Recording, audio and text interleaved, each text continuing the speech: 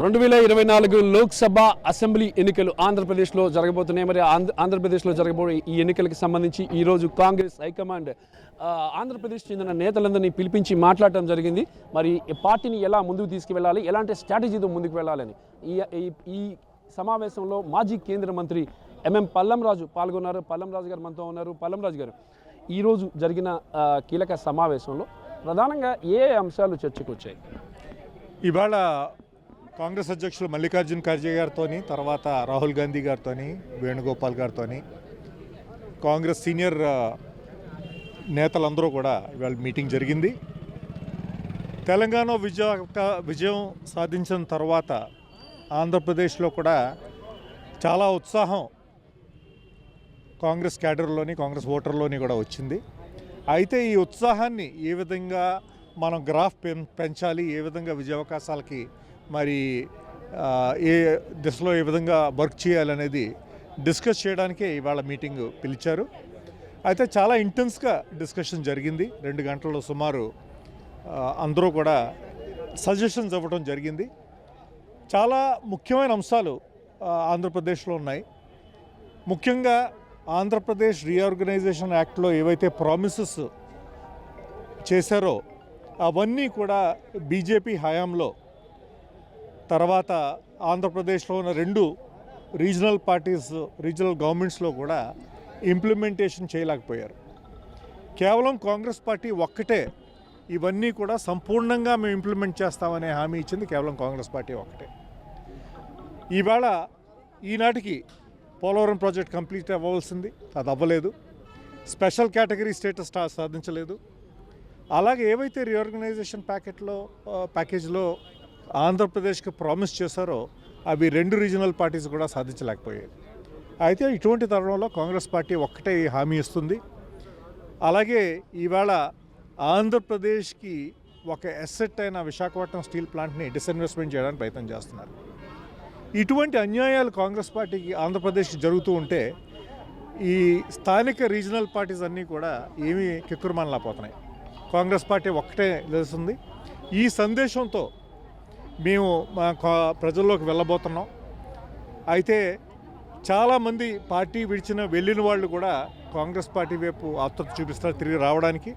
ఈ విధంగా గ్రాడ్యువల్గా ఏ విధంగా అయితే అంచెలంచెలుగా పెరిగి విజయం తెలంగాణలో సాధించామో అదేవిధంగా ఆంధ్రప్రదేశ్లో కూడా సాధిస్తామనే నమ్మకంతో మేము ఇవాళ బయటకు వచ్చాం. షర్మిల కాంగ్రెస్ పార్టీలోకి ఆంధ్ర రాజకీయాల్లోకి ఆమె అడుగు పెట్టబోతున్నారనే ప్రచారం జరుగుతుంది. ఆమె వస్తారా? వస్తే పార్టీకి ఉపయోగమేనా? డాక్టర్ వైఎస్ రాజశేఖర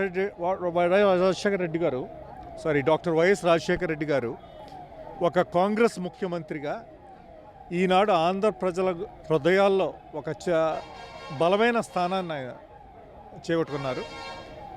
అయితే మరి ఆయన కుమార్తెగా షర్మిల వస్తే తప్పకుండా మేము ఆహ్వానిస్తాం. అయితే ఇప్పుడు వరకు ఆవిడ ఆల్రెడీ సోనియా గాంధీ గారిని, రాహుల్ గాంధీ గారిని కూడా తెలంగాణ ఎలక్షన్ ముందు కలవడం జరిగింది.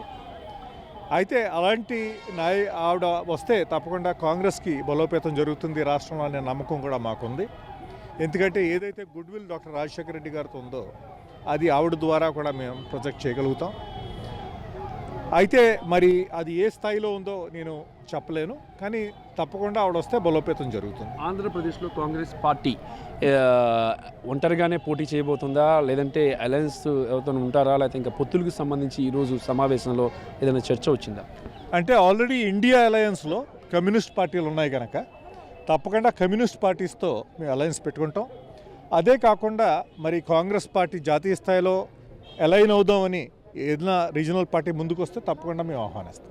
ఇక టీడీపీ జనసేన కలిసి వెళ్ళిపోతున్నాయి ఆంధ్రప్రదేశ్లో. మరి ఆ కాంబినేషన్లో కాంగ్రెస్ జాయిన్ అవ్వటానికి అవకాశం ఉంటుందంటారా?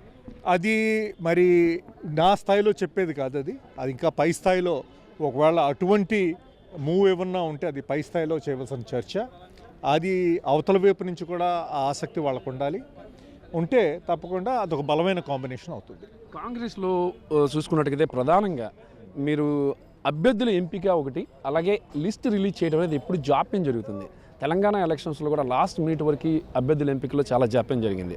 అలాగా ఈసారి ఈ ఆంధ్రప్రదేశ్ ఎన్నికల్లో అసెంబ్లీ కానీ లోక్సభకు కానీ అభ్యర్థుల ఎంపికకు సంబంధించి హైకమాండ్ ఈరోజు మీటింగ్లో ఏమన్నా పర్టికులర్గా కొన్ని సజెషన్స్ ఏమైనా చేశాయా మీకు? అది ఆల్రెడీ ఆ సజెషన్ను ఒక సభ్యులు చెప్పడం జరిగింది. ఎందుకంటే ఆంధ్రప్రదేశ్లో త్వరగా రిలీజ్ చేస్తే ఈ బలోపేతం ఎక్సర్సైజ్లో ఇంకా చురుగ్గా మేము వెళ్ళగలుగుతాం అనేది చెప్పడం జరిగింది. అయితే ప్రస్తుతానికి ఆంధ్రప్రదేశ్లో కాంగ్రెస్ పార్టీ దాదాపుగా అంటే చాలా తక్కువ ఓట్ పర్సంటేజ్ ఉంది. ఎలక్షన్స్ చూస్తే చాలా టైం కూడా చాలా తక్కువే ఉంది, 3 నెలలే ఉంది. మరి ఎంత మేరకు పుంజుకునే అవకాశం ఉంటుంది, పుంజుకుంటుందా పార్టీ? చాలామంది పార్టీలోని నేతలే, సీనియర్ నేతలే వేరే పార్టీల వైపు కూడా చూస్తున్నారనే ప్రచారం జరుగుతుంది. మరి పార్టీ పుంజుకోవడానికి ఎన్నికల ఈ సమయం సరిపోతుందంటారా? ఇప్పుడు తెలంగాణ ఉదాహరణగా తీసుకుంటే 3 బై ఎలక్షన్లలో చాలా దారుణంగా కాంగ్రెస్ పార్టీ ఓడిపోయింది. అలాంటిది 3వ స్థానంలో ఉన్న పార్టీ పుంజుకుని విజయం సాధించింది. ఈవేళ ఆంధ్రాలో యాక్చువల్గా ఇష్యూస్ చూసుకుంటే ఇంకా బలమైన ఇష్యూస్ కాంగ్రెస్ పార్టీతో ఉన్నాయి. అయితే మేము ఎంత చురుగ్గా ప్రజల్లోకి వెళ్ళగలం, ఏ విధంగా నాయకులందరూ కూడా చురుగ్గా ప్రజల్లోకి వెళ్ళి ఇష్యూస్ హైలైట్ చేయగలరో దాన్ని బట్టి విజయాలు సాధించినా కూడా మనం ఆశ్చర్యపోకర్లేదు. ఇక్కడ రాహుల్ గాంధీ, సోనియా గాంధీ సభలు ఏమైనా భారీగా ర్యాలీలు కానీ సభలు కానీ ఉండే అవకాశాలు ఉంటాయా ఆంధ్రప్రదేశ్లో? తప్పకుండా ఉంటాయండి. ఎందుకంటే ఏవైతే మీ మేజర్ ఇష్యూస్ ఉన్నాయో ఈ ఇష్యూస్ని హైలైట్ చేస్తూ ప్రజల్లోకి వెళ్ళడానికి రాహుల్ గాంధీ గారు సిద్ధంగా ఉన్నారు. అయితే మేము ఎంత త్వరగా మేము ఆ మీటింగ్స్ ఆర్గనైజ్ చేయగలిగితే అంత త్వరగా కూడా వాళ్ళు వస్తారు. ఆంధ్రప్రదేశ్లో ప్రధానంగా ఏ ఇష్యూస్ మీద కాంగ్రెస్ పార్టీ ఈ ఫోకస్ చేసింది?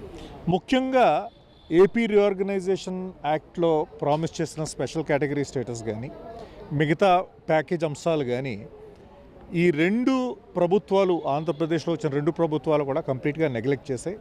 ఇంకా బీజేపీ అయితే కంప్లీట్గా దాన్ని పక్కన పడేసింది. ఇవి మేము సంపూర్ణంగా ఇంప్లిమెంట్ చేస్తామనేది కేవలం కాంగ్రెస్ పార్టీ ఒక్కటే చెప్తుంది. అదేవిధంగా ఇవాళ 2 మేజర్ ఇష్యూస్ ఉన్నాయి. పోలవరం ప్రాజెక్టు, అది మొత్తం ఆంధ్రప్రదేశ్కి మరి నీరుని తీసుకొచ్చే ఆ ప్రాజెక్టు, దాన్ని ఈ 2 ప్రభుత్వాలు కూడా కంప్లీట్గా నెగ్లెక్ట్ చేశాయి. అలాగే విశాఖపట్నం స్టీల్ ప్లాంట్ ఏదైతే ఆంధ్రప్రదేశ్కి బలమైన అసెట్టో దాన్ని నెగ్లెక్ట్ చేసి దాన్ని డిస్ఇన్వెస్ట్ చేయడానికి వీళ్ళు రెడీ అయ్యారు. ఈ అంశాలే కాకుండా ఈవేళ ఆంధ్రప్రదేశ్ ఎకానమీ చూసుకుంటే కంప్లీట్ స్టాండ్ స్టిల్కి వచ్చింది. పెట్టుబడులు పెట్టడానికి హెసిటేటింగ్గా ఉన్నారు. అప్పులు చూస్తే విపరీతంగా బారో చేస్తున్నారు. ఇటువంటి పరిస్థితుల్లో ఒక బాధ్యతైన ప్రభుత్వం రావాలి. కాంగ్రెస్ పార్టీ దానికి సిద్ధంగా ఉంది. ఇది ఇక కాంగ్రెస్ హైకమాండ్ ఏపీ నేతలకు రాష్ట్రంలో ఎలా వెళ్ళాలి అనే దాని మీద దిశాదశను నిర్దేశించింది. ఇక షర్మిల కాంగ్రెస్ పార్టీలోకి వస్తే కాంగ్రెస్ పార్టీకి మేలు జరుగుతుందని ఎంఎం పల్లంరాజు చెప్తున్నారు. అలాగే తెలంగాణలో 3వ స్థానంలో ఉన్న కాంగ్రెస్ పార్టీ విజయం సాధించింది. మరి అదేవిధంగా ఆంధ్రప్రదేశ్లో కూడా మంచి పొజిషన్కి వస్తుందని చెప్పేసి పల్లంరాజు చెప్తున్నారు. కెమెరామెన్ నవీన్తో రామకృష్ణ, RTV, న్యూఢిల్లీ. మరిన్ని వీడియోస్ కోసం ఛానల్ ని సబ్స్క్రైబ్ చేయండి. లేటెస్ట్ అప్డేట్స్ కోసం వాట్సాప్ ఛానల్ ని ఫాలో చేయండి. అండ్ లింక్ డిస్క్రిప్షన్ లో ఉంది.